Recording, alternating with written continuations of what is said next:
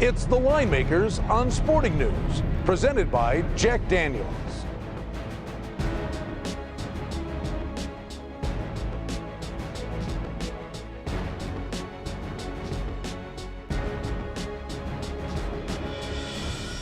Hey everybody, we got a good one for you. Unbeaten Atlanta off to New Orleans to take on the Saints. Falcons open 1.5. It's up to 2.5. Threes could be on the horizon. The total on the game is 53. Let's just start with the Falcons.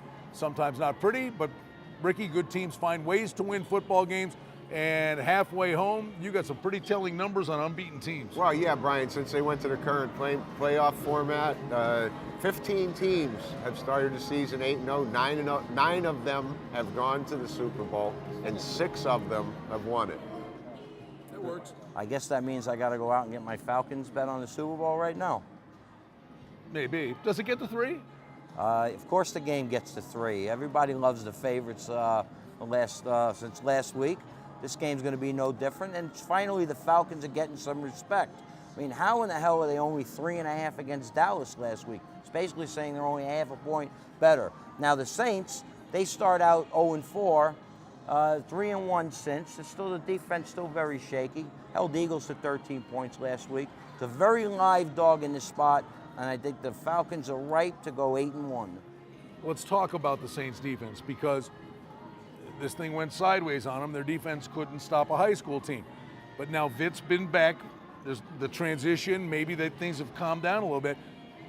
Are they getting better, or was that a function of the Eagles' offensive line being so atrocious and Vic making bad decisions? They didn't stop anybody against the Eagles either. Gave up 447 more yards in total offense. They were the first team in history to ever give up 7 straight games of 400 yards. Now it's 8 straight games of over 400 yards of offense.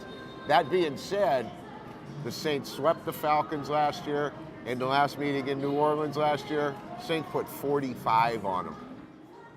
The Eagles last week in the red zone 4 times, 1st and goal. I think they had 2 turnovers, 2 field goals. Saints kept them out when they needed to.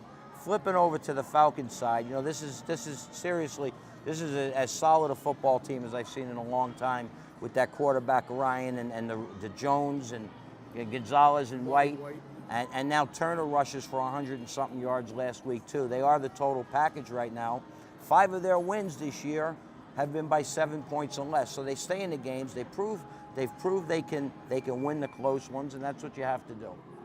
You know what? This game screams over to me. Atlanta comes out of the gate quickly, but when they get a lead, they take their foot off the gas pedal and run clock. You can't do that against New Orleans. They're going to score. They're going to get theirs. No, they're going to get theirs. And last week they ran the ball. They ran for 140 yards on the Eagles. Saints have beaten this team 4 straight times. So you know Atlanta wants them, but are they good enough to go in there and get them? And I kind of side with you, Rich. I think it's a spot for the Saints, and the Falcons end up 8-1. It would be a better revenge spot if the game was in Atlanta this week. Let's put a lid on it. Let's just reaffirm that, though. The game closes 3? Yeah, game closes 3. All right, so if you like the Falcons, get them as fast as you can. Total on the game is 53.